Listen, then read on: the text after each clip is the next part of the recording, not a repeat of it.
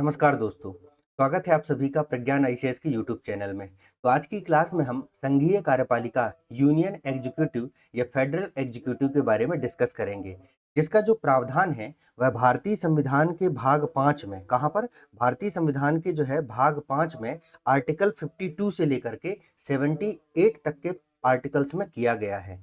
और संघीय कार्यपालिका के अंतर्गत, किसके अंतर्गत? संघ की कार्यपालिका, the executive of the union के अंतर्गत जो है हम डिस्कस करेंगे राष्ट्रपति के बारे में, उपराष्ट्रपति के बारे में, प्रधानमंत्री, मंत्रिपरिषद और महान्यायवादी। इन सभी के बारे में जो है हमें जो इम्पोर्टेंट आर्टिकल्स हैं उनके बारे में हमें डिस्कस करना पड़ेगा अपने प्रीलिम्स के एग्जाम के लिए। ठीक है, मीन्स किन किन के बारे में? President, vice president, prime minister, council of minister, union council of minister and the attorney general of India. इन सब के बारे में जो महत्वपूर्ण अनुच्छेद हैं और इनकी जो महत्वपूर्ण शक्तियां, इंपॉर्टेंट जो पावर्स हैं, उन्हें हमको देखना पड़ेगा। ठीक है, और इस बार जो है, इस बार का जो हमारा एग्जाम है उसके लिहाज से ये जो उपराष्ट्रपति वाला जो हमारा टॉपिक है ना, जो वाइस प्रेसिडेंट वाला जो हमारा टॉपिक है वो भी काफी इंपॉर्टेंट हो जाता है, क्योंकि आपको पता है कि इस बार जो उपराष्ट्रपति जो है का पद जो है काफी चर्चा में रहा है। जो उपराष्ट्रपति हमारे जगदीप धनखड़ जी थे, उन्होंने क्या रेजिग्नेशन दिया अपना, फिर उसके बाद जो है वह नए उपराष्ट्रपति बनाए गए। तो इसलिए उपराष्ट्रपति भी इस बार चर्चा का विषय बना हुआ है।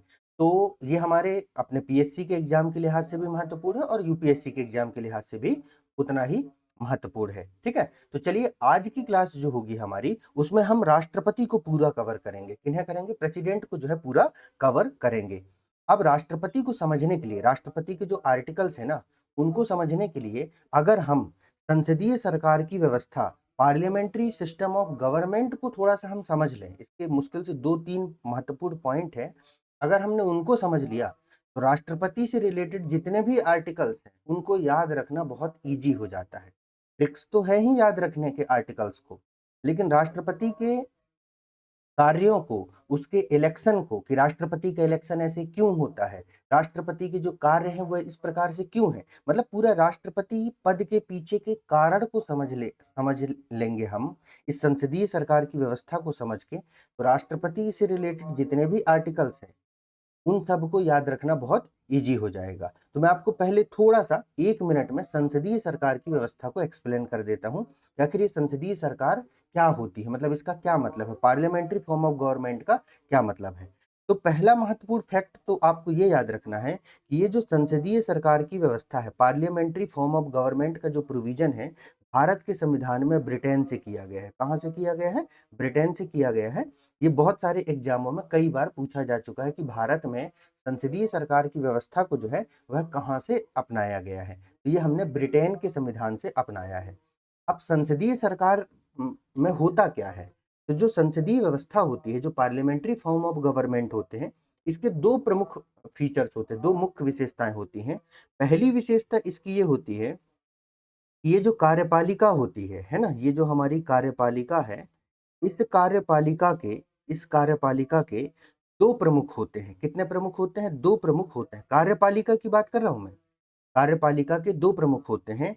एक प्रमुख को कहा जाता है नाम मात्र का प्रमुख, नॉमिनल हेड कहा जाता है। क्या कहा जाता है? नॉमिनल हेड कहा जाता है। और दूसरे को कहा जाता है वास्तविक प्रमुख। दूसरे को क्या कहा जाता है? वास्तविक प्रमुख, जिसे हम कहते हैं रियल हेड। क्या कहते हैं? Real head. तो हमारे यहाँ पर नॉमिनल हेड होते हैं कौन? प्रेसिडेंट महोदय। कौन होते हैं? जो राष्ट्रपति महोदय होते हैं वो हमारे यहाँ पर क्या होते हैं? नॉमिनल हेड होते हैं। मतलब कार्यपालिका के जो भी काम हैं, मंत्री परिषद के द्वारा जो भी काम किया जाता है, सरकार के द्वारा जो भी काम किया जाता है, वो सब किसके नाम पर किए जाते हैं? प्रेसिडेंट के नाम पर किए जाते हैं। लेकिन वास्तविक रूप से जो कार्यपालिका की जो वास्तविक शक्तियां हैं उसको करता है कौन? प्रधानमंत्री। कौन एंजॉय करता है? प्रधानमंत्री के द्वारा जो है इसे एंजॉय किया जाता है। मतलब वास्तविक शक्तियों का उपयोग जो है वह प्रधानमंत्री के द्वारा किया जाता है अपने काउंसिल ऑफ मिनिस्टर के साथ। किसके साथ? काउंसिल ऑफ मिनिस्टर के साथ जो है प्रधानमंत्री के द्वारा वह वास्तविक शक्तियों को एंजॉय किया जाता है। तो संसदीय व्यवस्था का पहला इंपॉर्टेंट फीचर कि कार्यपालिका के 2 प्रमुख, नाम मात्र और वास्तविक, और जो हमारे प्रेसिडेंट होते हैं वो कार्यपालिका के नॉमिनल हेड होते हैं। और ये जो मैं बात अभी बोला हूँ ये पीएससी के एग्जाम में पूछा जा चुका है, ठीक है, कि राष्ट्रपति जो है वह कार्यपालिका के वास्तविक हेड होते हैं या नाम मात्र के हेड होते हैं। तो आपको याद रखना है कि वो कैसे हेड होते हैं दोस्तों, वो नॉमिनल हेड होते हैं। इसको आप ऐसे कोरिलेट करके समझ सकते हैं कि जैसे घर में दादाजी होते हैं ना, तो दादाजी घर के नाम मात्र के प्रमुख होते हैं एक एज के बाद, ठीक है। लेकिन वास्तविक जो शक्तियां होती हैं उसको एंजॉय किया जाता है जो घर के अगर मान लीजिए बड़ा बेटा है तो बड़े बेटे के द्वारा जो है, जो उस घर की जो रियल पावर उसको एंजॉय किया जाता है, घर के बेटों के द्वारा रियल पावर को एंजॉय किया जाता है। लेकिन सारे काम किसके द्वारा किए जाएंगे, नॉमिनल हेड के नाम से करेंगे। जैसे घर में कोई शादी वादी का फंक्शन हो रहा है तो वो जो कार्ड जाएगा, इनविटेशन कार्ड जो भेजा जाता है, उसमें आप देखिएगा उसमें दादाजी का नाम लिखा रहेगा कि इनके नाम से निमंत्रण गया है। स्पष्ट है ये बात। इसी तरीके से यहाँ पर भी चीजें होती हैं कि कार्यपालिका के दो प्रमुख होते हैं। और दूसरी सबसे महत्वपूर्ण बात, ये भी पीवाईक्यू है, पीएससी में प्रीलिम्स में ही पूछा जा चुका है, ठीक है। वो दूसरी महत्वपूर्ण बात ये होती है कि ये जो काउंसिल ऑफ मिनिस्टर है, कौन, ये जो मंत्री परिषद है, ये जो काउंसिल ऑफ मिनिस्टर है, जो मंत्री परिषद है, यह दो तरीके से व्यक्तिगत तौर पर, किस तौर पर, व्यक्तिगत तौर पर जो है, व्यक्तिगत रूप से, है ना, व्यक्तिगत रूप से, मतलब इसका जो व्यक्तिगत उत्तरदायित्व होता है, व्यक्तिगत जो उत्तरदायित्व होता है वह राष्ट्रपति के प्रति होता है। किसके प्रति होता है, राष्ट्रपति के प्रति होता है व्यक्तिगत रूप से। ये मैं आपको अभी आर्टिकल जो 75 पढ़ाऊंगा, अनुच्छेद 75 में ये बात कही गई है कि जो मंत्री परिषद के जो लोग होते हैं, मतलब जो मंत्री होते हैं, सीधी सी बात मैं ये कहूं कि जो मंत्री होते हैं, यूनियन मंत्री, और स्टेट में जब हम पढ़ेंगे तो स्टेट के जो मंत्री होते हैं वहां पर राष्ट्रपति की जगह कौन आ जाएंगे, गवर्नर आ जाएंगे। तो जो मंत्री होते हैं वह व्यक्तिगत तौर पर राष्ट्रपति के प्रति उत्तरदायी होते हैं, इंडिविजुअल रूप से जो है प्रेसिडेंट के अगेंस्ट जो है वो क्या होते हैं, रिस्पॉन्सिबल होते हैं। और ये बात किस आर्टिकल में कही गई है, आर्टिकल 75 में कही गई है। स्पष्ट है ये बात। और दूसरी चीज, यही जो मंत्री परिषद है यह सामूहिक रूप से, कैसे, सामूहिक रूप से, कलेक्टिवली, कैसे, कलेक्टिवली, कलेक्टिवली जो है ये क्या होते हैं, सामूहिक तौर पर ये विधायिका के प्रति उत्तरदायी होते हैं। किसके प्रति होते हैं, विधायिका के प्रति, लेजिस्लेचर के प्रति उत्तरदायी होते हैं। तो अगर हम यूनियन में बात करेंगे, केंद्र में बात करेंगे, तो मैं इसको ये कह सकता हूं कि ये जो है सामूहिक रूप से लोकसभा के प्रति उत्तरदायी होते हैं। किसके प्रति उत्तरदायी होते हैं, लोकसभा के प्रति उत्तरदायी होते हैं। आपको समझने के लिए, मोटा मोटा आप समझने के लिए ये कह सकते हैं कि ये वाला जो प्रोविजन है वो भी आर्टिकल 75 के अंतर्गत ही किया गया है। अब इसमें अलग अलग क्लॉजेज हैं, ठीक है, कि 75 1 2 3 4, लेकिन उसको आपको याद नहीं रखना, सिर्फ आपको याद रखना है कि ये दोनों बातें, कि मंत्री परिषद जो है व्यक्तिगत रूप से राष्ट्रपति के प्रति उत्तरदायी होते हैं, है ना, उनका उत्तरदायित्व होता है, और सामूहिक रूप से, कलेक्टिवली जो है वह विधायिका के प्रति उत्तरदायी होते हैं। ये बात जो है वह अनुच्छेद 75 में की गई है। कहां पर की गई है, आर्टिकल 75 में की गई है, कलेक्टिवली।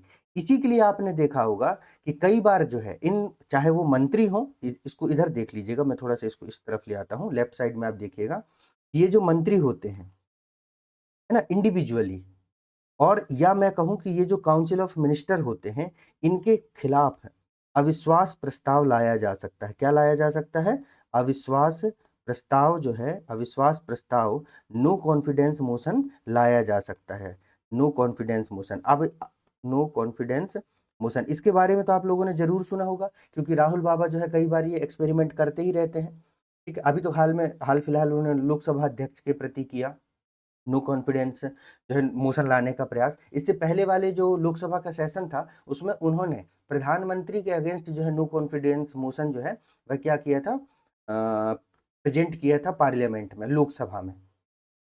तो नो कॉन्फिडेंस मोशन का क्या मतलब होता है, अगर मान लीजिए कि कोई मंत्री, है ना, कोई मंत्री अपने काम को अच्छे से नहीं करता है, तो या तो प्रेसिडेंट उसे प्रधानमंत्री की सलाह से हटा सकते हैं, मतलब प्रधानमंत्री सलाह दे दें कि भाई फला मंत्री को हटा दीजिए।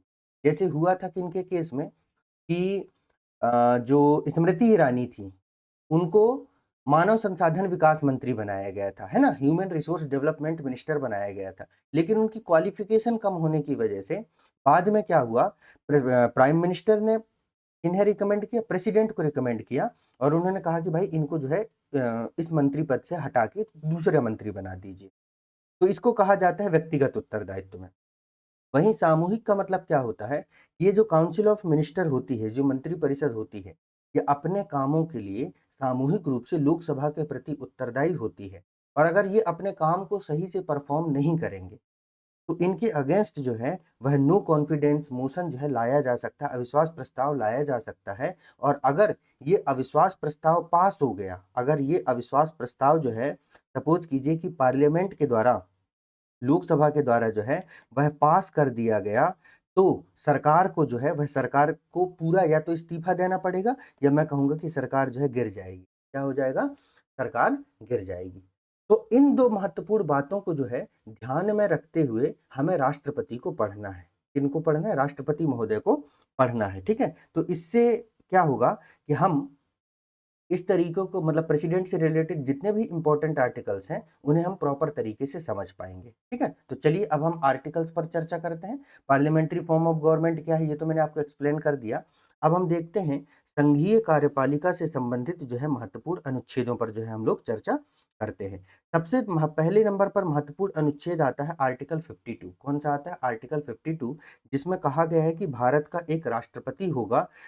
There shall be a president of India. ये बात किस में कही गई है? आर्टिकल 52 में कही गई है। तो भैया भारत के एक राष्ट्रपति होंगे, और ये होंगे ही होंगे, मतलब ऐसा नहीं है कि राष्ट्रपति नहीं भी हो तो चल जाएगा, चलो कोई बात नहीं यार इस बार राष्ट्रपति नहीं है, प्रधानमंत्री तो है। वैसे भी तो राष्ट्रपति नॉमिनल हेड होते हैं, उनके ना भी रहने से क्या ही दिक्कत है, पर ऐसा नहीं है, राष्ट्रपति होंगे ही होंगे। और इवन राष्ट्रपति का जो पद होता है वह एक सिंगल मिनट के लिए भी खाली नहीं रह सकता, ठीक है? संविधान में तो इस तरीके की व्यवस्था है कि राष्ट्रपति का पद जो है कभी भी खाली नहीं रह सकता।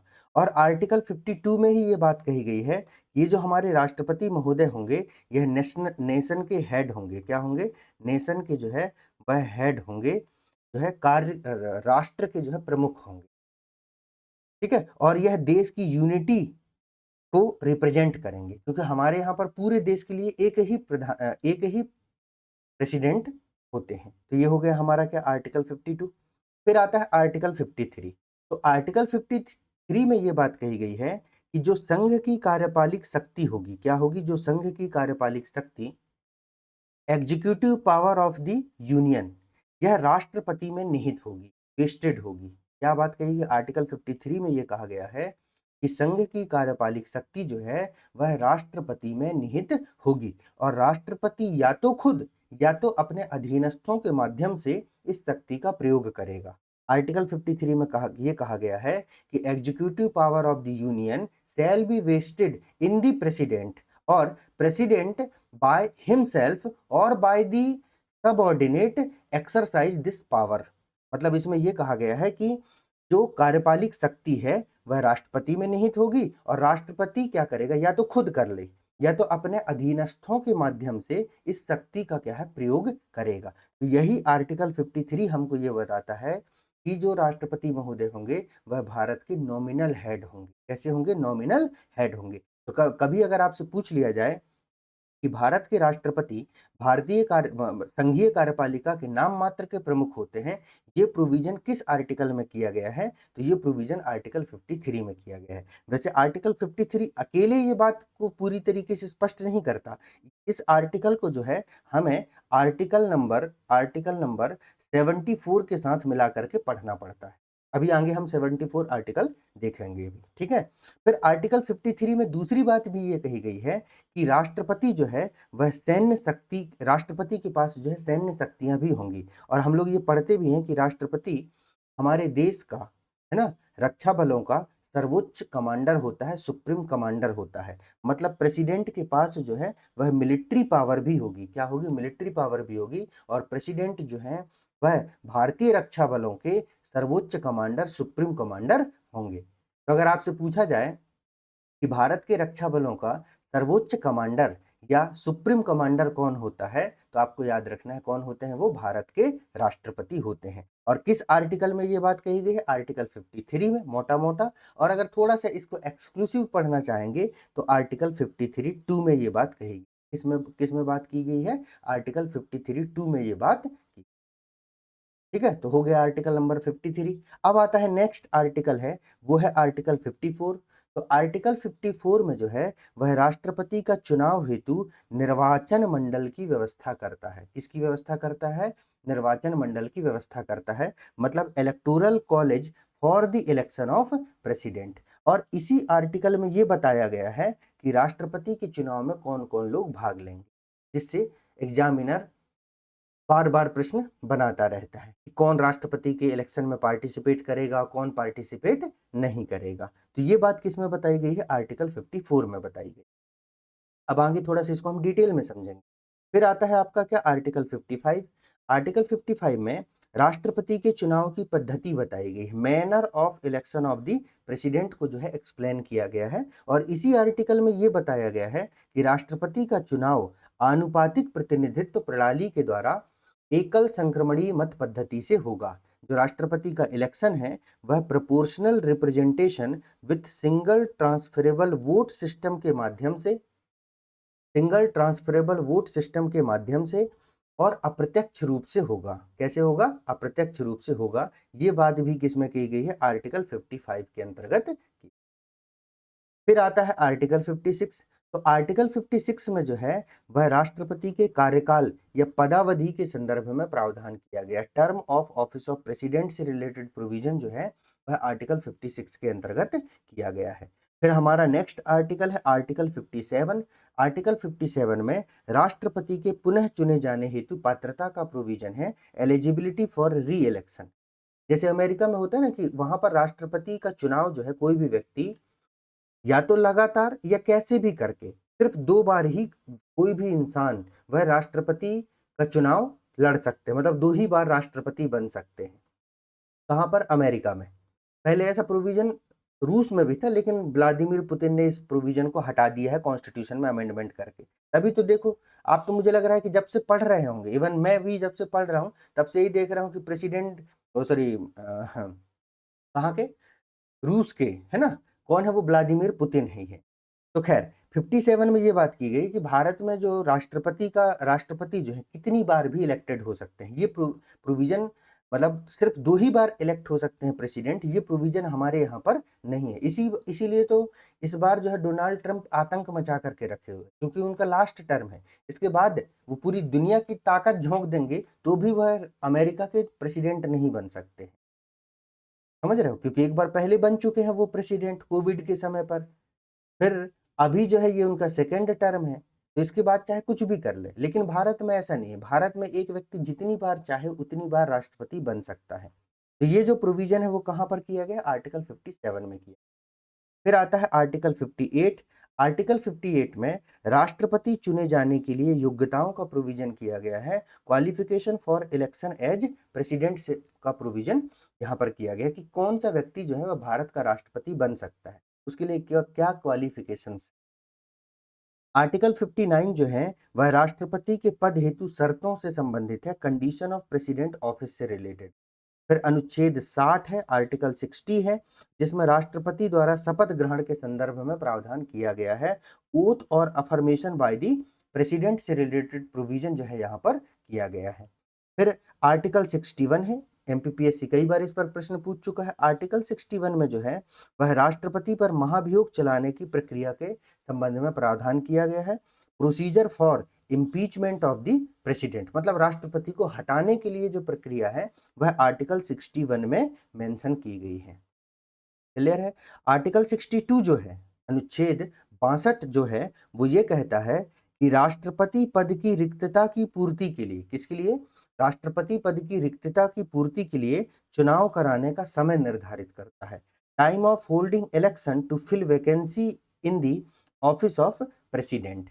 इसी अनुच्छेद में ये बात कही गई है कि अगर राष्ट्रपति पद के लिए जो चुनाव है, या तो पुराने राष्ट्रपति का कार्यकाल समाप्त हो रहा है, क्या है पुराने, अगर मान लीजिए उसमें यह है कि पुराना जो राष्ट्रपति है, मतलब जो राष्ट्रपति पहले से हैं, अगर उनका कार्यकाल समाप्त हो रहा है तो उस कार्यकाल के समाप्त होने के 6 महीने पहले ही इलेक्शन करा लिया जाएगा नए राष्ट्रपति की। पहली बात।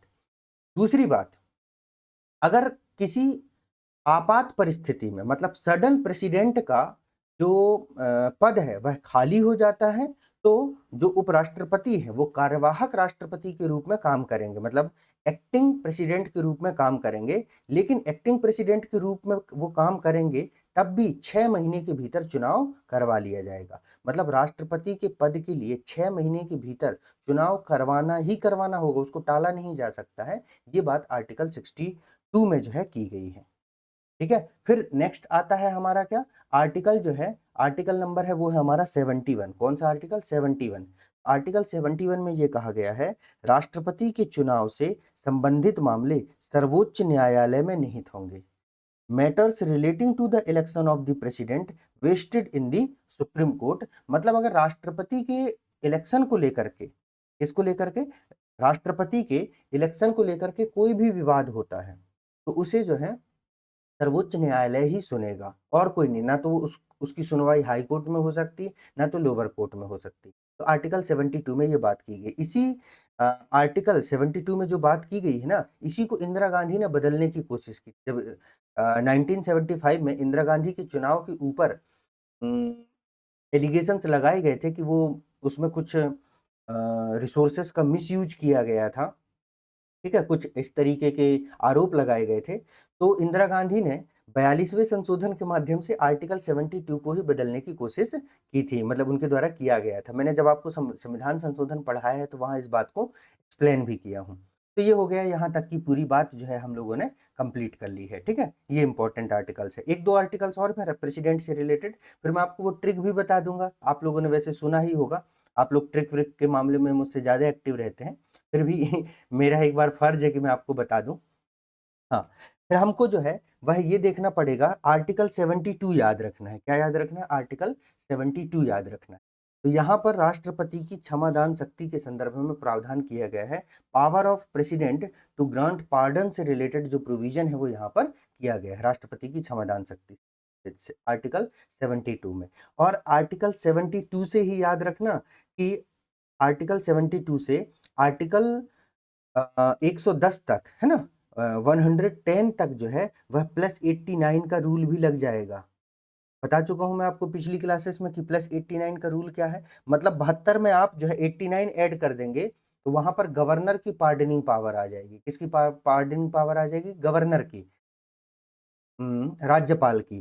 तो जैसे 72 अनुच्छेद 72 में प्रेसिडेंट की पार्डनिंग पावर है, वैसे ही आर्टिकल जो है 161 में, कहा आर्टिकल जो है 161 में वह राज्यपाल की पार्डनिंग पावर है। तो कुछ आर्टिकल्स जो है फिर हमको याद नहीं रखने पड़ेंगे, ट्रिक से याद हो जाएंगे। क्लियर है? तो ये हो गया क्या, राष्ट्रपति की क्षमादान शक्ति कौन से अनुच्छेद में? अनुच्छेद 72 में प्रोविजन किया गया है। इसके बाद ये और भी आर्टिकल्स हैं, लेकिन हम अभी इसको डिस्कस नहीं करेंगे। मतलब ये जो और भी आर्टिकल्स आपको दिख रहे हैं ना, 73, 74, 75, इन सबको जो है जब हम अब इनसे रिलेवेंट टॉपिक को जब हम पढ़ेंगे, जैसे जब हम प्राइम मिनिस्टर को पढ़ेंगे तब हम आर्टिकल 74, 75, 76, 77, 78 को डिस्कस करेंगे। अटर्नी जनरल को पढ़ेंगे तो 76 को डिस्कस करेंगे। अच्छा, एक काम कर, चलो पढ़ ही लेते हैं। आर्टिकल 73 याद नहीं रखेंगे तो चल जाएगा। आर्टिकल 74 में मंत्री परिषद की व्यवस्था की गई है। किसकी व्यवस्था की गई है? काउंसिल ऑफ मिनिस्टर की व्यवस्था की गई है। और ये कहा गया है कि राष्ट्रपति को सलाह एवं सहायता प्रदान करने के लिए जो है एक मंत्री परिषद होगी। क्या कहा गया है? काउंसिल ऑफ मिनिस्टर के संबंध में प्रोविजन किया गया है ना, for to the aid and advice of president. जिसमें यह कहा गया है कि राष्ट्रपति की सहायता एवं सलाह के लिए वह एक मंत्री परिषद होगी। और मैंने आपको बोला था कि जब हम आर्टिकल 53 पढ़ रहे थे तो मैंने आपको बोला था कि आर्टिकल 53 को हम 74 के साथ मिलाकर के पढ़ेंगे। कैसे पढ़ेंगे 74 के साथ मिलाकर के? कि देखिए 53 में यह बात कही गई है कि राष्ट्रपति संघ की कार्यपालिक शक्ति राष्ट्रपति में निहित होंगी। Executive power is vested on the president, है ना, राष्ट्रपति में जो है निहित होंगी, ये बात कही गई 53 में। और फिर उसमें यह कहा गया है 53 में ही कि राष्ट्रपति अपने सबॉर्डिनेट के माध्यम से, अधीनस्थों के माध्यम से उस शक्ति का प्रयोग करेगा। और आर्टिकल 74 में यह बताया गया है कि वो सबॉर्डिनेट कौन होंगे, वो अधीनस्थ कौन है। तो आर्टिकल 74 कहता है कि राष्ट्रपति जिनकी सलाह पर काम करेगा वो कौन है? मंत्री परिषद है। कौन है? मंत्री परिषद। ऐसा नहीं कि राष्ट्रपति अपने घर से दो चार लोगों को उठा लाए कि चलो रे सरकार चलानी है, चलो सब लोग मिलकर सरकार चलाएंगे, ऐसा नहीं है। है ना। तो यहाँ पर कौन है, जो काउंसिल ऑफ मिनिस्टर है, कौन, जो हमारी काउंसिल ऑफ मिनिस्टर है, वह काउंसिल ऑफ मिनिस्टर वह क्या करेगा, काउंसिल ऑफ मिनिस्टर के द्वारा जो है वह क्या किया जाएगा, सरकार का संचालन किया जाएगा, मतलब राष्ट्रपति को एड एंड एडवाइस दिया जाएगा। ठीक है, 1 मिनट रुकिएगा, कुछ प्रॉब्लम। हाँ ठीक है, ये प्रॉब्लम सॉल्व हो गई है। तो आर्टिकल 74 ये कहता है ना, भैया राष्ट्रपति की सलाह के लिए जो है वही काउंसिल ऑफ मिनिस्टर होगी। क्लियर है। फिर है आर्टिकल 75, कौन सा आर्टिकल है, आर्टिकल 75 है। आर्टिकल 75 में ये कहा, आर्टिकल 75 में वह मंत्रियों से संबंधित प्रावधान, जैसे उनकी नियुक्ति, कार्यकाल, वेतन इत्यादि, है ना, other provisions as to minister like appointment, term, salary इत्यादि, मतलब मंत्रियों के संबंध में इंक्लूडिंग प्रधानमंत्री, है ना, ये प्रोविजन किसमें किया गया है, आर्टिकल 75 में। आर्टिकल 75 को हमको डिटेल से भी पढ़ना पड़ेगा, क्योंकि इसमें आपने देखा भी होगा, अगर आपने यूपीपीसीएस के एग्जाम में, बीपीएससी के एग्जाम में कई बार आर्टिकल 75 से रिलेटेड क्वेश्चन पूछा जा चुका है। और जहां तक मुझे याद आ रहा है कि एमपीपीएससी ने भी एक बार आर्टिकल 75 में जो क्वेश्चन पूछ लिया है ना। तो आर्टिकल 75 जो है वह मंत्रियों के संबंध में प्रावधान करता है, मतलब मंत्रियों की नियुक्तियां किस प्रकार से होंगी, उनका कार्यकाल कितना होगा, सब तमाम बातें जो है वह आर्टिकल 75 में किया गया है। यूनियन मिनिस्टर्स की, मतलब जो सांसद कह रहा हूँ, सॉरी, जो संघ के मंत्री हैं उनकी, अब 75 में आप 89 ऐड कर दोगे तो आप राज्य के मंत्रियों के संदर्भ में प्रावधान आपको समझ में आ जाए। फिर आर्टिकल 76, एमपीपीएससी ने पूछ चुका है इस पर प्रश्न, क्या है कि आर्टिकल 76 में प्रावधान किया गया है भारत के महान्यायवादी के संदर्भ में, अटॉर्नी जनरल फॉर इंडिया से रिलेटेड प्रोविजन जो है वह कहां पर किया गया है, आर्टिकल 76 में।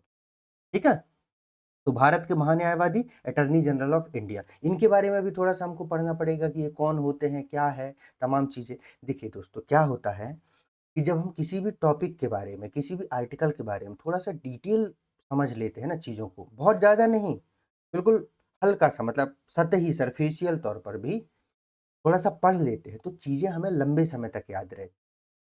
ट्रिक्स अपनी जगह है, लेकिन आपको चीज़ों को अगर लंबे समय तक याद रखना है कि कौन क्या करता है, कहाँ का पर क्या चीज़ें हैं, तो आपको आर्टिकल्स जो है ना वो ऑटोमेटिक याद होने लगते हैं। मतलब उनको फिर बहुत ज़्यादा रट्टाफिकेशन करने की ज़रूरत नहीं पड़ती। बस रिवाइज़ कर लो और उसके बाद चीज़ें याद हो जाती। और अल्टीमेट आपको कौन-सा इसको लेके अपने साथ बैकुंठपुर जाना है। एग्ज़ामिनेशन हॉल तक ही लेके जाना है, और एग्ज़ाम के 1-2 महीने पहले ही हम सारी चीज़ों को पढ़ते हैं, एमसीक्यू प्रैक्टिस करते हैं, तमाम चीज़ें।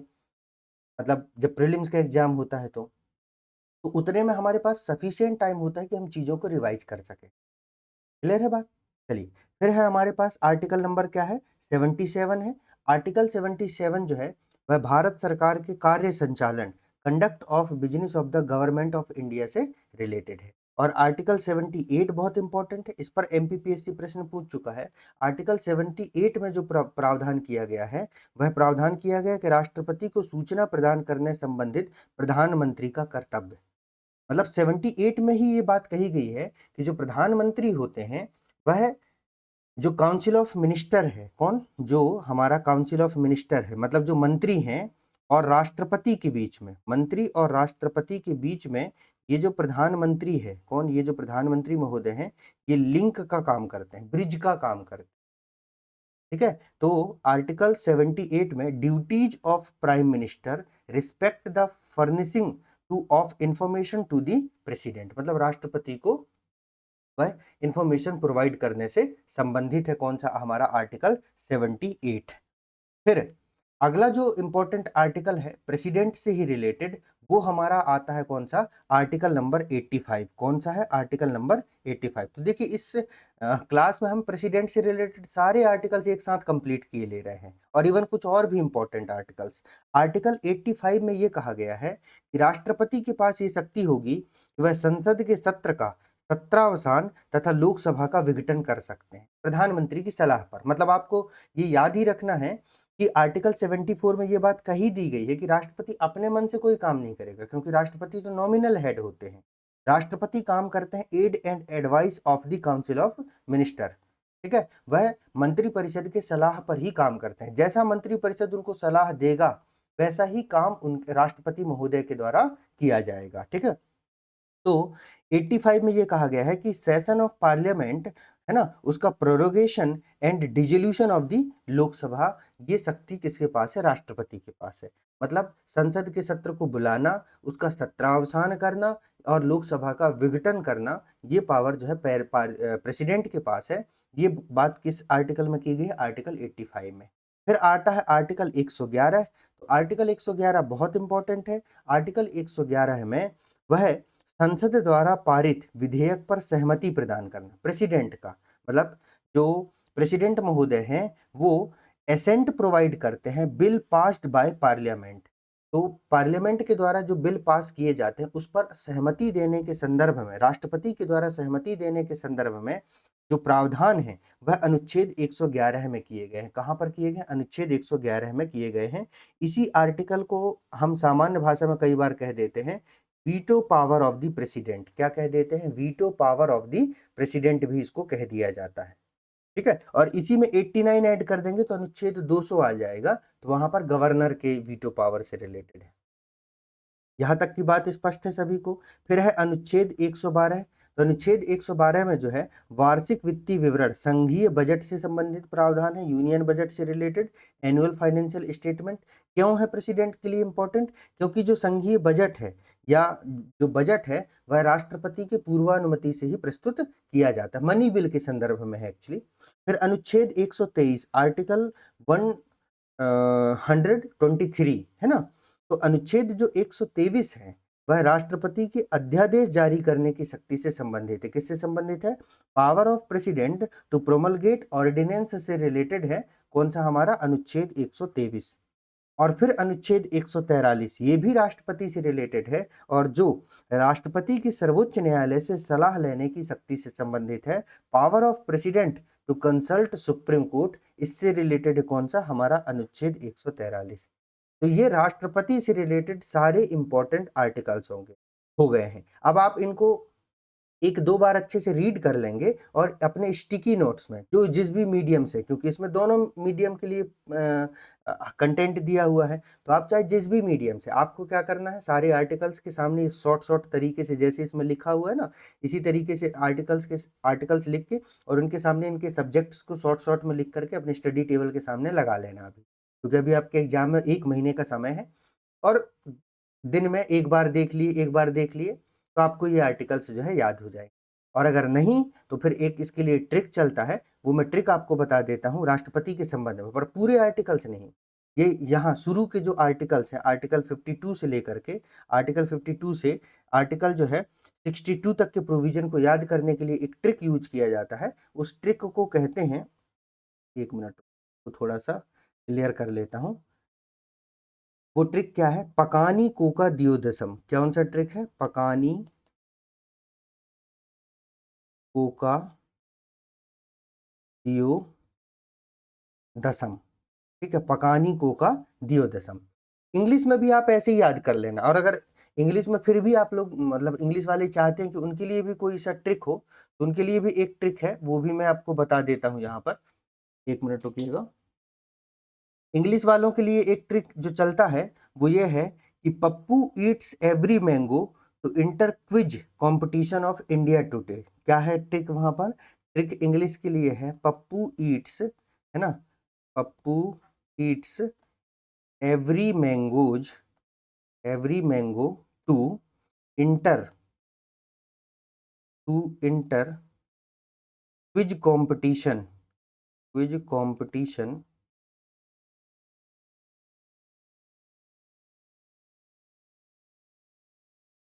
Quiz competition of India. एक मिनट माफी चाहूंगा, ऑफ इंडिया टुडे, है ना, ऑफ इंडिया टुडे। ठीक है, ऑफ इंडिया टुडे। तो ये प्रोविजन है, मतलब ट्रिक है इंग्लिश के लिए। तो इसका हिंदी में तो ये जितने टर्म है पकानी को का द्योदसम, ये सब एक दूसरे से मतलब सब रिलेटेड है आर्टिकल से। लेकिन इंग्लिश में जो है जो ये फर्स्ट लेटर है वही बस रिलेटेड है किससे? वह इलेक्शन कह रहा हूँ, प्रेसिडेंट से रिलेटेड फर्स्ट फर्स्ट टर्म, बस बस इसको आपको जो है वह क्या करना है? को रिलेट करना है। तो देखिए पकानी को का में पा जो है वह संबंधित आर्टिकल 53 मतलब पद से, राष्ट्रपति का पद से संबंधित है। आर्टिकल 54 जो है का है, तो यहाँ पर हाँ, कार्यपालिका का प्रमुख होगा, ये बात कही गई है किसमें, आर्टिकल 53 में की गई है। फिर आर्टिकल जो 52 है भाई, 52 ना, 52, 53 और फिर 54। तो 54 में जो है निर्वाचन के संबंध में प्रावधान किया गया है। फिर आता है 55, 55 में जो है वह बात किया गया है किससे, कौन कौन, हाँ मतलब कौन जो है राष्ट्रपति के चुनाव में भाग लेता है, निर्वाचन से संबंधित है। एक मिनट रुकिएगा ना, क्या ये ट्रिक वगैरह से ज्यादा मैं चीजों को याद नहीं करता, इसलिए जो है मुझे राष्ट्रपति के चुनाव की पद्धति है ना, चुनाव की पद्धति होगा। फिर आता है आपका जो है यहाँ पर आर्टिकल 56 जो कि जो है कार्यकाल से संबंधित है। फिर आपका है दियोदशम है ना, तो 57 जो है वह संबंधित है दशा से, शर्तें प्रधानमंत्री के राष्ट्रपति के पद के लिए शर्तें। 58 जो है वह संबंधित है योग्यता से, किससे संबंधित है, योग्यता से। फिर 59 आता है, वह संबंधित है आपका जो है 59 वह रिलेटेड है, ये रिलेटेड है दशा से, ठीक है। और यहाँ पर एक आर्टिकल और आएगा, 60 से आएगा शपथ, क्या आएगा, शपथ। और 61 से आएगा माह, से आता है महाभियोग, क्या आता है, महाभियोग। एक दो ठो महाभियोग, एक दो ठो अपना फंस रहा है ना। 58 तो है भैया योग्यता से, 59 जो है वो हो जाएगा यहाँ पर दशा से, है ना, यहाँ पर दशा से, शर्तें, क्योंकि शर्तें जो है 59 में दी गई है, क्लियर है। तो यहाँ पर ये दशा नहीं आएगा 57 में। तो 54 और 57 का क्या रहेगा, कोका से हो जाता है, कोका कोका एक एक में तो आ गए, निर्वाचन हो गया, ठीक है। पकानी पद कार्यपालिका का प्रमुख होगा 53 में, 54 में आ गया अपना क्या, आपका हो गया क्या, निर्वाचन, ठीक है, इलेक्शन हो गया। और ये को का मैं थोड़ा सा रिकॉल नहीं कर पा रहा, वही बताया ना, ट्रिक वगैरह में ज्यादा याद नहीं करता हूँ तो मुझे थोड़ा कंफ्यूजन भी हो जाता है। फिर 55 में जो है, 55 में क्या है, एक्चुअली निर्वाचन की रीति दी गई है ना, मैनर ऑफ प्रेसिडेंट इलेक्शन दिया गया है। 56 में तो है कार्यकाल, ये तो स्पष्ट है ना। फिर 57 में जो है वह दियो दशम दिया है, मतलब अच्छा दियो को कहते हैं दोबारा, ठीक है, दो दशम भी कहते हैं, ओके ओके। 57 में है ये दोबारा, मतलब इसके लिए जो यूज किया गया है दोबारा। और 55 का कैसा होगा वो आप देख लेना, ठीक है। चलो आगे बढ़ते हैं हम लोग। हम्म, तो अब आता है भारत के राष्ट्रपति के संबंध में, अब थोड़ा सा इन प्रोविजन को हम डिटेल से देख लेते हैं। आर्टिकल 52 में हमने देखा कि भारत का जो है एक राष्ट्रपति होगा। 53 में ये बात कही गई कि संघ की कार्यपालिक शक्ति जो है, किस कौन कौन सी, संघ की कार्यपालिक शक्ति वह राष्ट्रपति में निहित होगी और वह इसका प्रयोग इस संविधान के अनुसार स्वयं या अपने अधीनस्थ अधिकारियों के माध्यम से करेगा। इसमें यह बात कही गई है कि the executive power of the union shall be vested in the president and shall be exercised by him either directly or through officers subordinate to him in accordance with this constitution। तो ये सारे articles हमने detail में मैंने पहले ही आपको explain कर दिया है। अब आता है ये वाला जो पोर्शन जो हमको अच्छे से समझना है, वो पोर्शन क्या है, आर्टिकल 54 कि राष्ट्रपति का निर्वाचक मंडल, मतलब राष्ट्रपति के चुनाव में कौन कौन लोग भाग लेते हैं, electoral college of the president, article 54। इस आर्टिकल 54 में यह कहा गया है कि राष्ट्रपति का निर्वाचन एक निर्वाचक मंडल के सदस्यों के द्वारा किया जाता है। किसके द्वारा किया जाता है, निर्वाचक मंडल के सदस्यों के द्वारा किया जाता है। और जो राष्ट्रपति का चुनाव होता है वह प्रत्यक्ष ना होकर के अप्रत्यक्ष होता है। कैसा होता है, अप्रत्यक्ष होता है, जिसे जनता के चुने हुए प्रतिनिधि मिलकर संपन्न करते हैं, ठीक है। The election of the president is held by the member of N electoral college. The election of president is not direct but indirect, important है याद रखना, इनडायरेक्ट होता है, which is completed by the elected representative of people. Clear है बात। एक तो तरीका क्या होता है कि जनता किसी को डायरेक्ट वोट दे, जैसे जब हम एमपी एमएलए जो होते हैं ना, हमारे जो एमपी होते हैं, एमएलए होते हैं, सांसद और विधायक, इनका चुनाव जनता के द्वारा क्या किया जाता है, प्रत्यक्ष तौर पर किया जाता है। जनता खुद वोट डालने जाती है और एमपी एमएलए को चुनते हैं।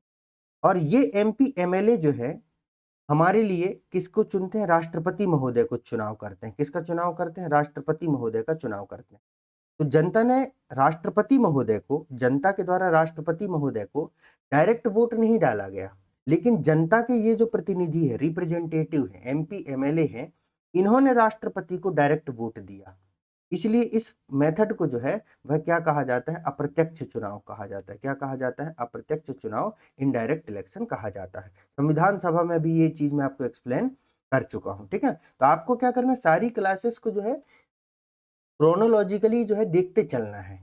आप सोचेंगे कि कभी आप ये टॉपिक पढ़ लें, कभी आप वो टॉपिक पढ़ लें, तो ऐसे नहीं होता। अगर आप अभी प्रिपरेशन स्टार्ट किए हैं तो, लेकिन अगर आप रिवीजन कर रहे हैं तो आप तो किसी भी टॉपिक को उठा करके रिवीजन करते हैं, वहां कोई समस्या नहीं होती। ठीक है, तो चलिए आगे बढ़ते हैं। अब हम देखते हैं कि राष्ट्रपति के निर्वाचन में शामिल होने वाले सदस्य कौन कौन हैं।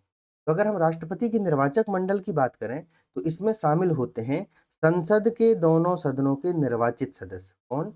संसद के दोनों सदनों के निर्वाचित सदस्य, elected member of both houses of parliament. ठीक है, संसद के दोनों सदनों के निर्वाचित सदस्य जो है इसमें शामिल होते हैं। फिर राज्य की विधानसभाओं के निर्वाचित सदस्य, elected member of legislative assembly of the state. बस एक टर्म बार बार आ रहा है, इसको बस अच्छे से ध्यान रखना। वो क्या है? निर्वाचित सदस्य। हर जगह मैं निर्वाचित बोल रहा हूं, यहां पर भी क्या इंपॉर्टेंट टर्म आ रहा है? निर्वाचित। क्या है? निर्वाचित। इलेक्टेड, हम हर जगह क्या बात कर रहे हैं? इलेक्टेड, है ना? इलेक्टेड मेंबर्स, मनोनीत नहीं, क्योंकि आपको पता है लोकसभा में, राज्यसभा में, अब खैर तो लोकसभा में समाप्त हो गया है, लेकिन राज्यसभा में वैसे ही जब विधानसभा जो होती है वहां पर भी दो मेंबर्स को जो है वह क्या किया जाता था? नॉमिनेट किया जाता था गवर्नर के द्वारा। तो नॉमिनेटेड मेंबर नहीं, कौन से मेंबर? इलेक्टेड मेंबर, जो जिन्होंने चुनाव लड़ा है। तो राष्ट्रपति के चुनाव में इलेक्टेड मेंबर ही पार्टिसिपेट करते, नॉमिनेटेड मेंबर पार्टिसिपेट नहीं करते। तो संसद के दोनों सदनों के निर्वाचित सदस्य, राज्य की विधानसभाओं के निर्वाचित सदस्य, और इसके साथ ही केंद्र शासित प्रदेश, इसको 70वें संविधान संशोधन के माध्यम से जोड़ा गया है। केंद्र शासित प्रदेशों कौन कौन से? दिल्ली और पुदुचेरी, क्योंकि इन्हीं यही दो केंद्र शासित प्रदेश ऐसे हैं जिनके पास अपनी विधानसभा है। तो दिल्ली एवं पुदुचेरी की विधानसभाओं के निर्वाचित सदस्य, elected member of the legislative assembly of the union territory of Delhi and Puducherry. ये सभी यहाँ के जो सांसद और विधायक होते हैं, ठीक है, ये मिलकर के वह क्या करते हैं? राष्ट्रपति का निर्वाचक मंडल बनाते हैं। मतलब ये वो लोग हैं जो राष्ट्रपति के चुनाव में वोट डालते हैं। स्पष्ट है ये बात? कौन कौन? एक बार फिर से रिवाइज कर लीजिए, क्योंकि ये क्वेश्चन बार बार पूछा जाता है। संसद के दोनों सदनों के निर्वाचित सदस्य, मतलब जितने भी इलेक्टेड एमपीज हैं, जो सांसद हैं। राज्य विधानसभाओं के निर्वाचित सदस्य, जितने भी इलेक्टेड एमएलएज हैं। कौन? एमएलए, विधायक हैं। इलेक्टेड, इलेक्टेड बोल रहा हूं बार बार, इस बात को बस कभी नहीं भूलना। क्लियर है? इसके बाद दिल्ली व पुदुचेरी के भी विधानसभा के निर्वाचित सदस्य, elected member of the legislative assembly of the union territory of Delhi and Puducherry. तो निर्वाचित लोग ही इसमें पार्टिसिपेट करते हैं, नॉमिनेटेड नहीं। क्यों नहीं करते? इसके पीछे का एक कारण भी है। कारण क्या है? कि देखिए, जो राज्यसभा में जो 12 लोगों को नॉमिनेशन किया जाता है, वो किसके द्वारा किया जाता है? प्रेसिडेंट के द्वारा किया जाता है।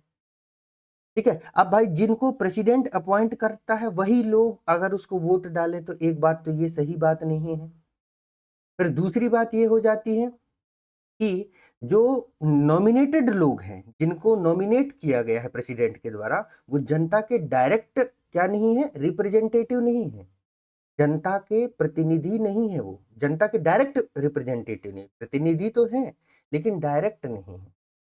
क्लियर है बात? इसके साथ ही जब मैं आपको मेंस पढ़ाऊंगा तो उसमें ये भी समझाऊंगा कि राष्ट्रपति का चुनाव अप्रत्यक्ष क्यों किया जाता है, प्रत्यक्ष क्यों नहीं किया जाता। क्योंकि यूपीएससी के मेंस में तो बार बार इस तरीके के क्वेश्चन पूछे गए हैं। तो बहुत सारी चीजें होती हैं, प्रेसिडेंट को जब हम पढ़ते हैं तो बहुत सारी चीजें हमको समझना पड़ता है उसमें। लेकिन अभी प्रीलिम्स के लिहाज से जो इंपॉर्टेंट फैक्चुअल कंटेंट है, अभी हम वो देख रहे हैं, है ना।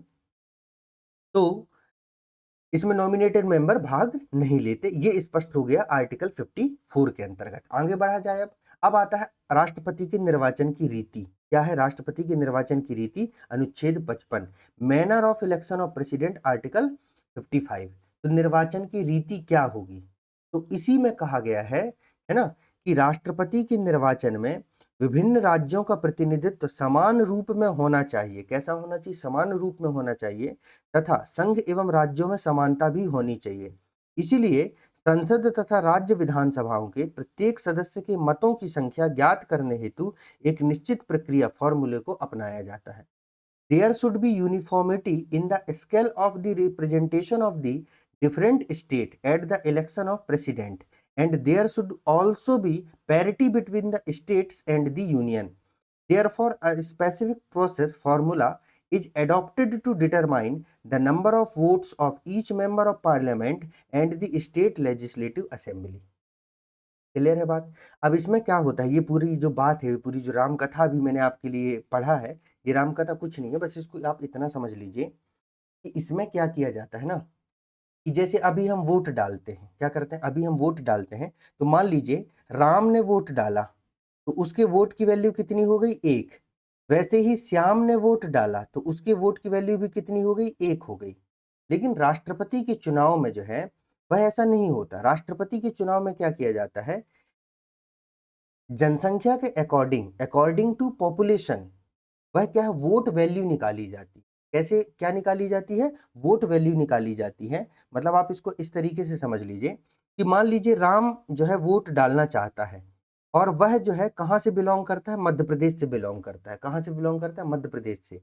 तो राष्ट्रपति के चुनाव में राम की वोट वैल्यू निकालने के लिए हम क्या करेंगे कि जो मध्य प्रदेश की जो टोटल जनसंख्या है, कितनी? मध्य प्रदेश की जो टोटल जनसंख्या है, मान लीजिए थोड़ी देर कैलकुलेशन को आसान करने के लिए मान लेते हैं मध्य प्रदेश की जनसंख्या है 1000, और मध्य प्रदेश में जो है जो टोटल विधायक है उनकी संख्या है 10। कितनी है? 10। तो थोड़ा सा इसको ज्यादा करना पड़ेगा, इसको 1 लाख कर लो, क्योंकि अभी एक फॉर्मूला और आएगा ना। हाँ, तो 1 लाख है मध्य प्रदेश की जनसंख्या, और मध्य प्रदेश में विधायकों की संख्या कितनी है? 10 है, और मल्टीप्लाई बाई कर देंगे 1/1000। तो 3 शून्य से 3 शून्य इधर काट दो, और 1 शून्य से 1 शून्य इधर काट दो। तो राम के वोट की वैल्यू जो है यहाँ पर 1 नहीं होगी, यहाँ पर कितनी होगी? 10 होगी। कितनी होगी? 10। मतलब राम के जो है वह ये दिखाएगा कि राम जो अकेला जब वोट डालने जाएगा ना, तो वो अपने पीछे 10 लोगों को लेकर के जाए। कितने लोगों को लेकर के जाएगा? 10 वोट वैल्यू लेकर के जाएगा। ठीक है। वैसे ही मान लीजिए श्याम है, ये कौन है? श्याम है। अब ये श्याम जो है मान लीजिए यूपी से बिलोंग करता है। कहाँ से? यूपी से बिलोंग करता है, और यूपी की जनसंख्या वो कितनी है? थोड़ी देर समझने के लिए आप समझ लीजिए कि वहां की जनसंख्या जो है वो 2 लाख है। कितनी है? 2 लाख है। और यूपी में जो है वह 20 विधायक हैं। कितने विधायक हैं? 20 विधायक है। तो इसे क्या करेंगे हम? 20 और इस तरीके से जो है डिवाइड कर देंगे। फिर से काट दो। ठीक है। ये तो अब श्याम के वोट की वैल्यू कितनी हो गई? 20। मतलब राज्य की जनसंख्या के आधार पर वोट वैल्यू डिसाइड होगी। क्या होगी? Vote value. इसको कहा जाता है मत मूल्य। क्या कहा जाता है? मत मूल्य। इसे कहा जाता है वोट वैल्यू। तो राष्ट्रपति के चुनाव के लिए जो है ना, वह वोट वैल्यू कैलकुलेट किया जाता है। क्या किया जाता है? वोट वैल्यू कैलकुलेट किया जाता है। और इस वोट वैल्यू को कैलकुलेट करने के पीछे उद्देश्य ये रहता है कि समता के सिद्धांत को, यूनिफॉर्मिटी के सिद्धांत को लागू किया जा सके। मतलब सीधी सी बात, जिस राज्य की जनसंख्या जितनी ज्यादा, राष्ट्रपति के चुनाव में उसको उतनी ज्यादा वोट वैल्यू मिल जाए। क्लियर है बात? क्योंकि राष्ट्रपति पूरे देश का मुखिया है। जिस राज्य की जनसंख्या ज्यादा होगी, वहां के विधायकों का जो वोट वैल्यू होगा, वहां के विधायकों की जो वोट वैल्यू होगी वो भी क्या हो जाएगी? ज्यादा हो जाएगी। ठीक है। तो इसको कैलकुलेट करने के लिए इस मेथड को फॉलो किया जाता है। आगे हम देखेंगे भी।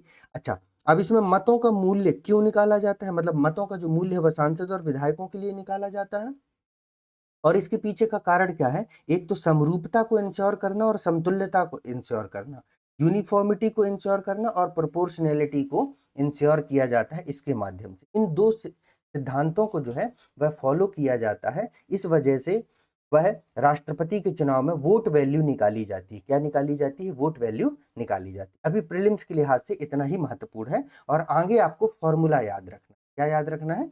फॉर्मूला। अब ये फॉर्मूला क्या है कि आपको ये याद रखना है कि एक विधायक के मत का मूल्य निकालने के लिए, एक विधायक के मतलब जो एमएलए है ना, एमएलए के वोट वैल्यू को निकालने के लिए, है ना, किसको निकालने के लिए? एमएलए के वोट वैल्यू को निकालने के लिए हमें इस फॉर्मूले का प्रयोग, मतलब इस फॉर्मूले का प्रयोग जो है वह किया जाता है। और वो फॉर्मूला कौन सा है? वो फॉर्मूला है आपका कि राज्य की कुल जनसंख्या, मतलब राज्य की जनसंख्या टोटल पॉपुलेशन कितनी है, और राज्य विधानसभा के निर्वाचित कुल सदस्य, मतलब एक राज्य, मतलब राज्य की जो विधानसभा है उसमें निर्वाचित कितने सदस्य हैं, उससे इसको डिवाइड किया जाता है और मल्टीप्लाइड बाय 1/100 कर दिया जाता है। मतलब इसको निकालने के लिए क्या किया जाता है, इधर देखिएगा, यहाँ पर इंग्लिश में लिखा हुआ है, value of 1 ml vote is equal to total population of the state, राज्य की कुल जनसंख्या, divided by total elected member of the state legislative assembly multiplied by 1/1000। थोड़ा सा स्पेस कम था और ये एआई का यूज किया गया है, तो वो थोड़ा सा इसको यहाँ पर उसको अपने हिसाब से उसने एडजस्ट कर दिया है ना। तो इसको आप इस तरीके से समझिएगा कि इस फॉर्मूले में सिंपल सी बात यह है कि vote value of the MLA निकालने के लिए हम इस फॉर्मूले का उपयोग करते हैं। अब ये फॉर्मूला एक बार एमपीपीएससी के एग्जाम में पूछा जा चुका है, जहां तक मैं श्योर हूं, तो हाँ पूछा जा चुका है। क्लियर है बात?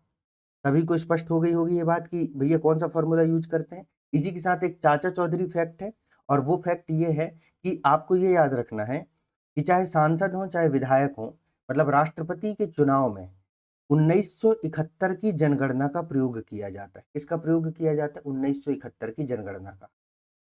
क्लियर है बात? जैसे भी हमारे यहाँ पर लोकसभा विधानसभा का चुनाव हो रहा है तो उसमें 2011 की जनगणना को यूज किया जाने लगा है। पहले 2001 था, फिर पहले 1991 किया गया, फिर 2001, फिर 2011। वैसे ही राष्ट्रपति के चुनाव में 1971 की जनगणना को, मतलब जनगणना के आधार पर वह क्या किया जाता है, सांसदों विधायकों के मत मूल्य को निकाला जाता है। मतलब यहाँ पर इस फॉर्मूले में ये जो राज्य की कुल जनसंख्या है, यहाँ पर अभी की जनसंख्या को पुट नहीं किया जाएगा, यहाँ पर पुट किया जाएगा तो 1971 की जनगणना को। और अब तो आप लोग सीसेट पढ़ने लगे हैं तो आप लोगों को और अच्छे से चीजें समझ में आ रही होंगी। ठीक है, अब नेक्स्ट आता है कि भैया हमको मान लीजिए, अब चलो हमने सांसदों के वोट वैल्यू को तो निकाल लिया, अब हमको जो है सॉरी विधायकों के वोट वैल्यू को तो निकाल लिया, अब हमको सांसदों के वोट वैल्यू को निकालना है।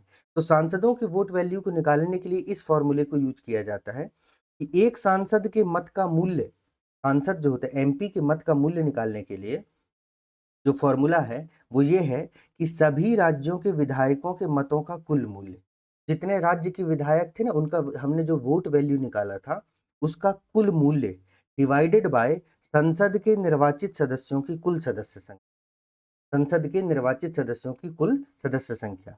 Value of 1 MP's vote is equal to total value of votes of all MLA of all state divided by total number of elected member of the parliament. और यहाँ मल्टीप्लाइड बाय 1/1000 नहीं करना पड़ता, वो केवल विधायक के उसमें करना पड़ता।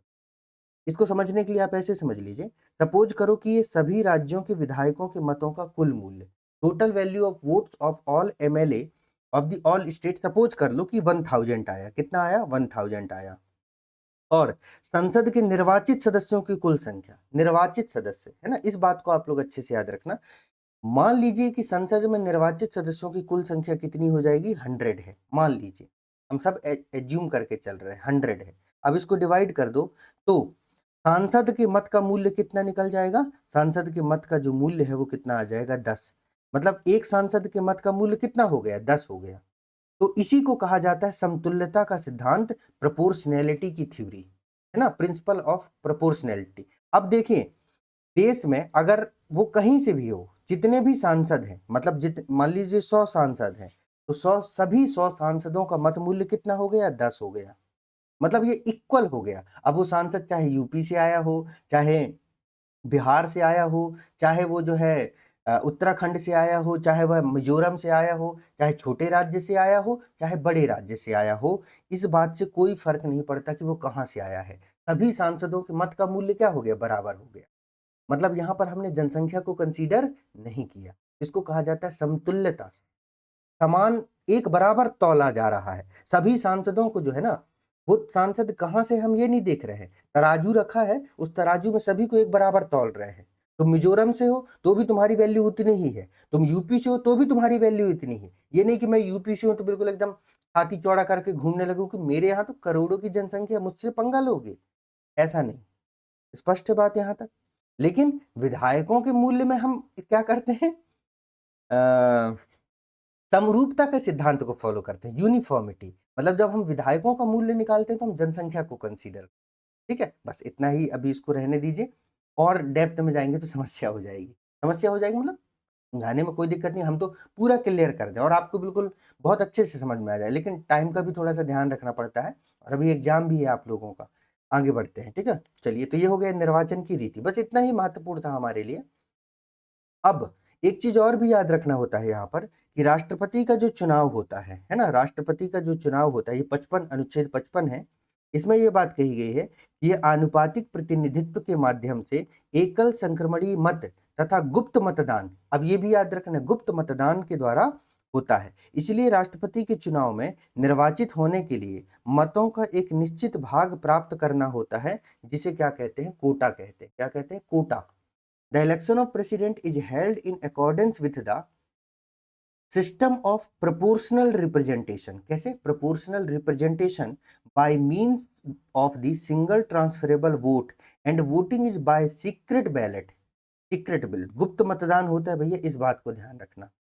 Therefore, to be elected in the presidential election, a candidate must secure a fixed quota of votes, which is called the quota.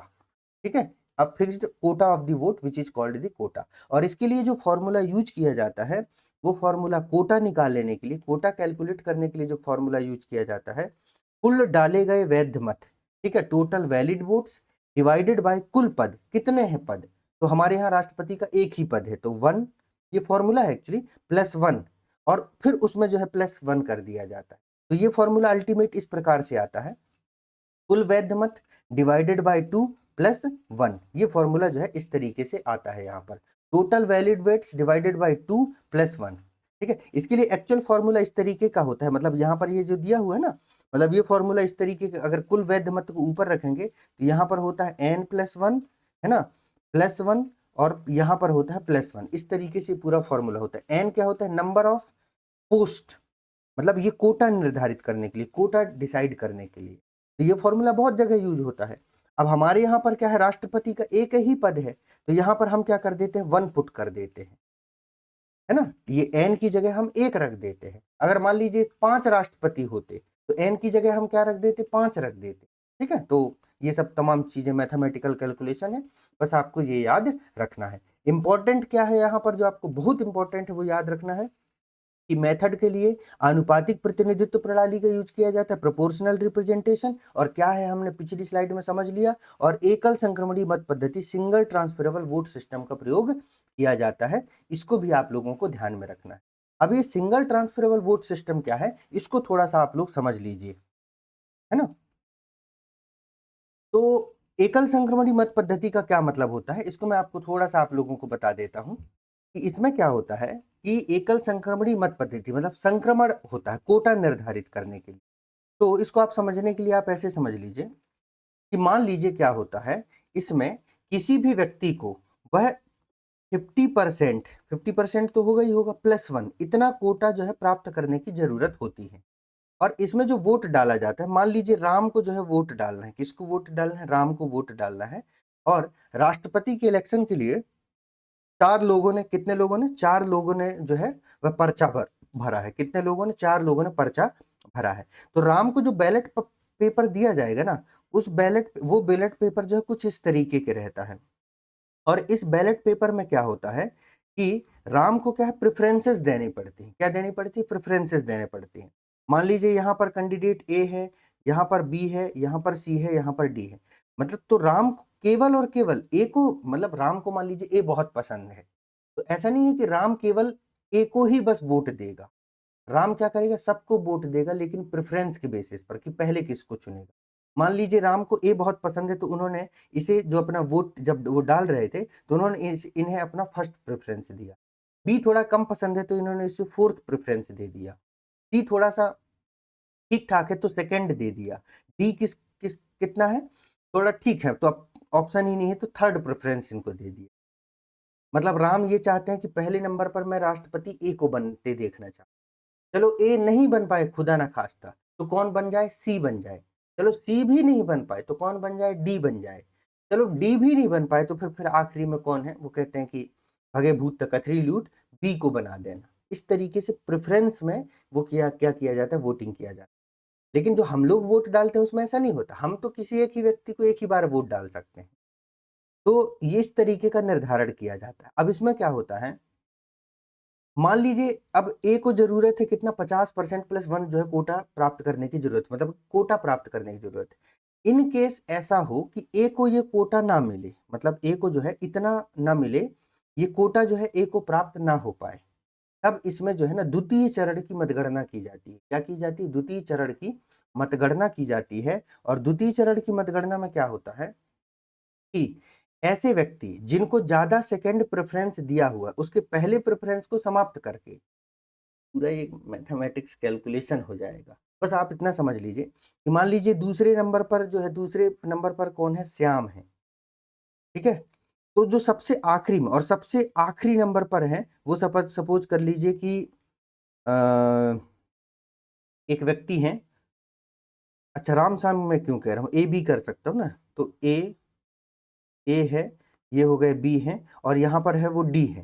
तो डी जो है वो सबसे आखिरी पायदान पर खड़े हुए, तो क्या किया जाएगा, डी के फर्स्ट प्रेफरेंस को समाप्त करके उनका जो सेकंड प्रेफरेंस है उसको क्या किया जाएगा, इन सब में ले जा करके ऐड कर दिया जाएगा। अब सेकंड प्रेफरेंस द्वितीय चरण की मतगणना में जिसको ज्यादा वोट दिया जाएगा वो जीत जाता है, ठीक है। तो इस तरीके से ये पूरा जो है इसमें कैलकुलेशन होता है, ठीक है। चलिए आगे बढ़ते हैं अब हम लोग, ठीक है। यहाँ से हमारे लिए हाँ एक चीज हमको ये समझ लेना है, ये क्या है कि निर्वाचक मंडल के किसी सदस्य का पद रिक्त होने पर राष्ट्रपति के चुनाव को न्यायालय में चुनौती नहीं दी जा सकती। एक इंपॉर्टेंट फैक्ट है जो आपको याद रखना है, the presidential election cannot be challenged in court on the ground that there is a vacancy among the member of the electoral college। पहली बात। दूसरी बात, राष्ट्रपति चुनाव संबंधी सभी विवाद उच्चतम न्यायालय द्वारा निपटाया जाता है एवं उसका निर्णय जो है अंतिम होता है। कैसा होता है, अंतिम होता है।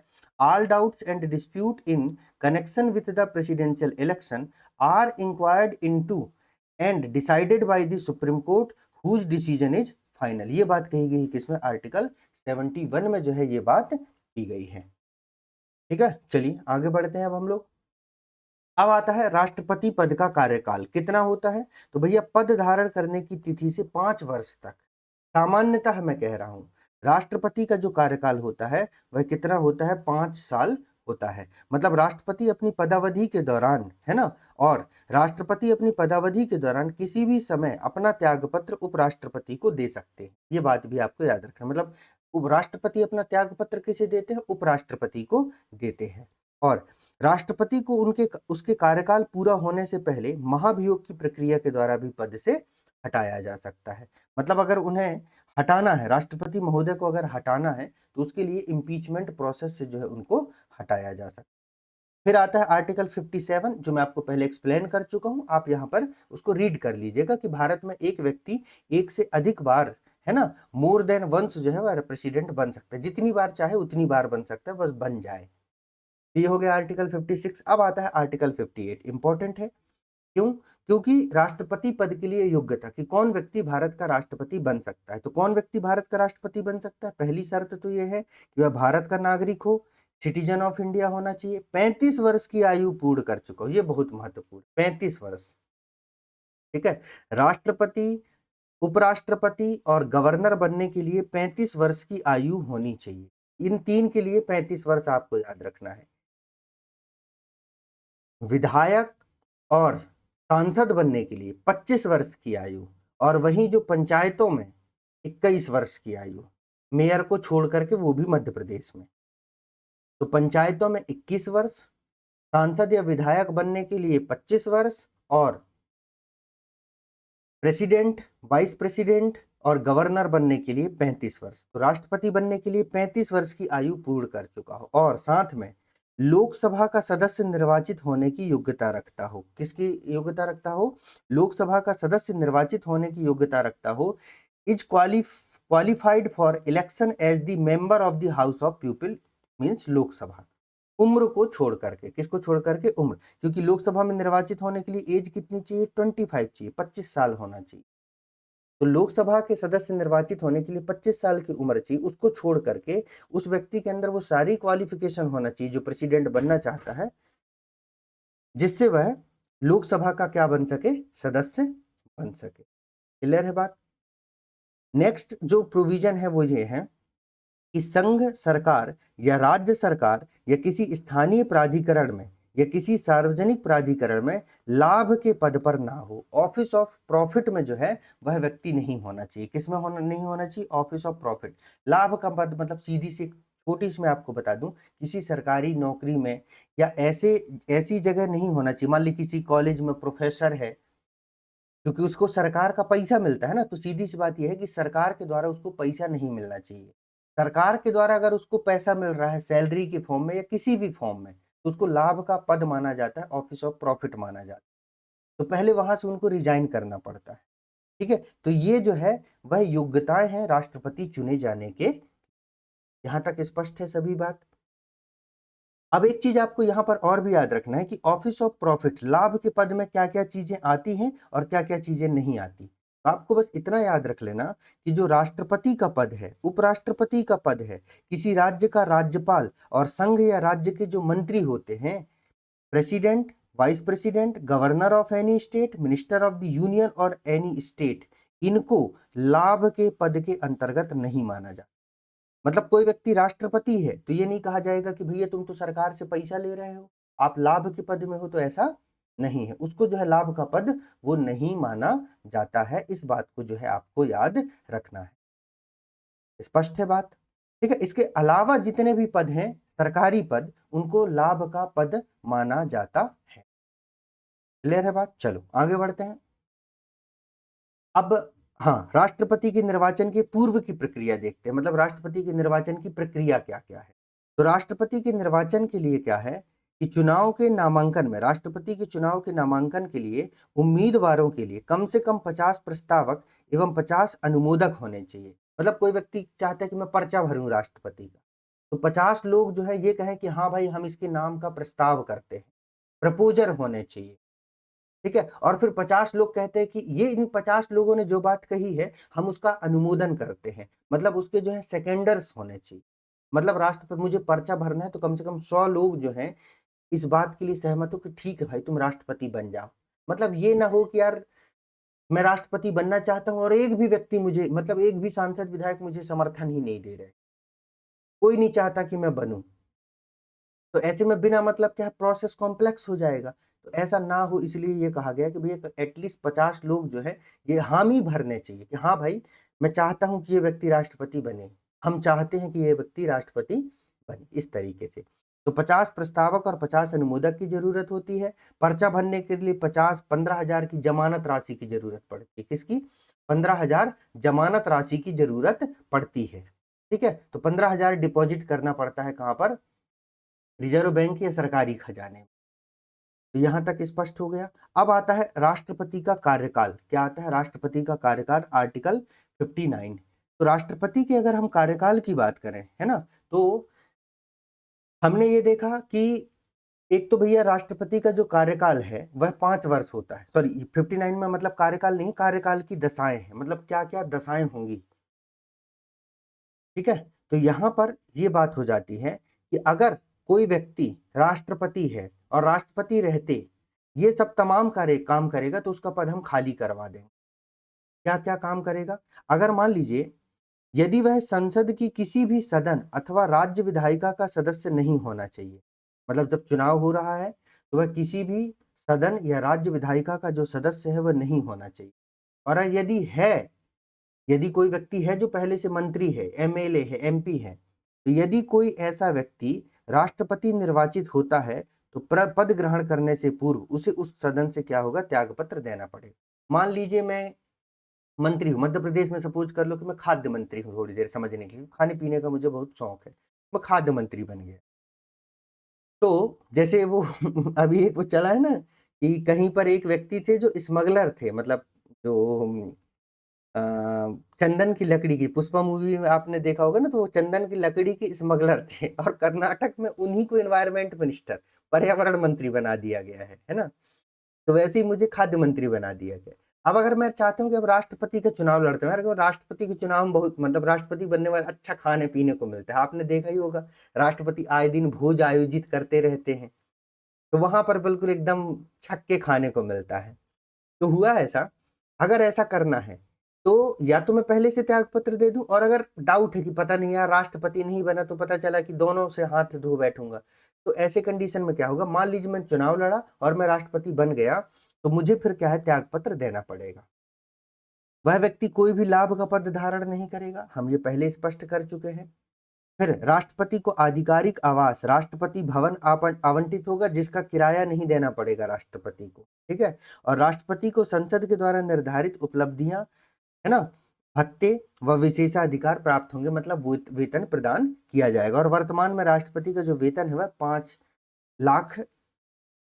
लाख रुपए है ना, कितना है, 5 लाख रुपए जो है अभी एट प्रेजेंट जो है राष्ट्रपति को वेतन दिया जाता है। तो ये हो गया। अब आता है अनुच्छेद 60, क्या है, आर्टिकल 60।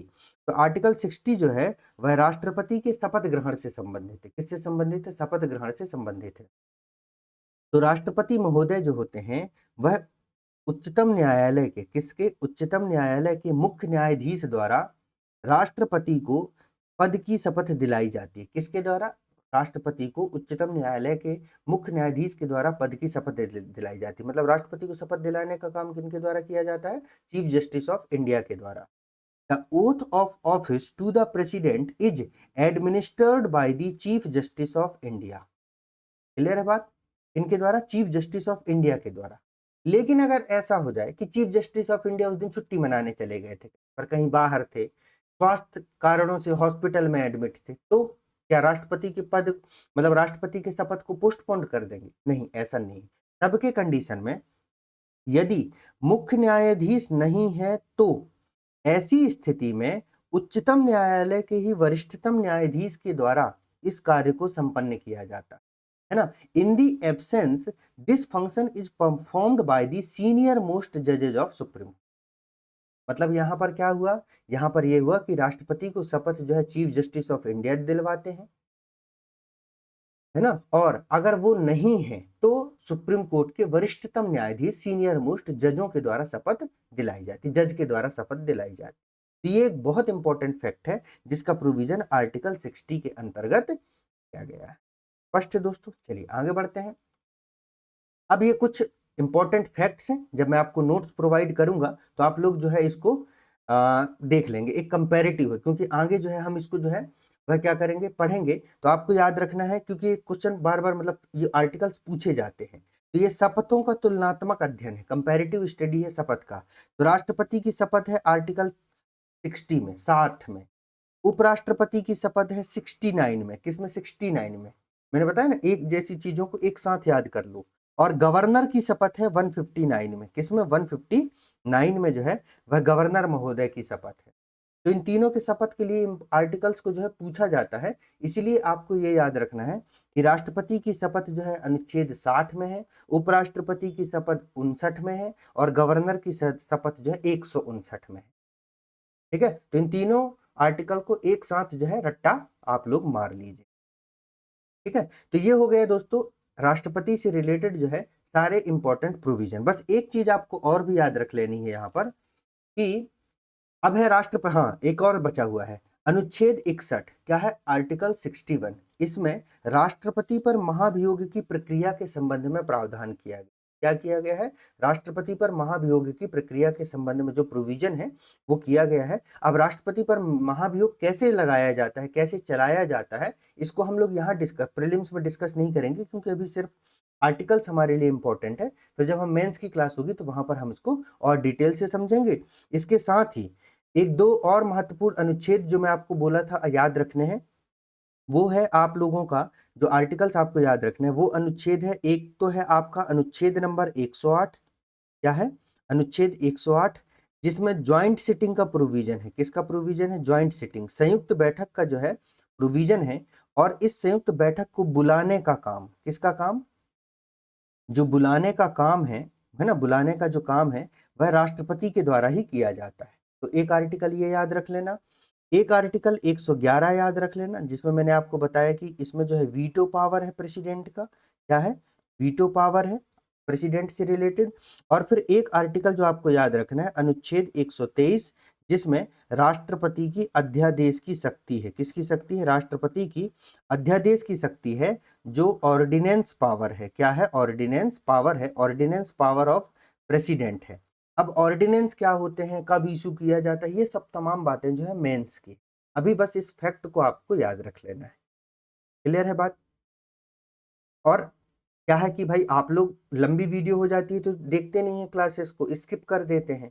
तो उससे अच्छा ये है कि जितना भी आपको पढ़ना है उतना मैं पढ़ा देता हूँ। इन केस आप चाहते हैं कि इस चीज को मैं डिटेल में पढ़ाऊं, मतलब मैं आपको अध्यादेश कैसे जारी किया जाता है राष्ट्रपति के द्वारा, इसको एक्सप्लेन करूं।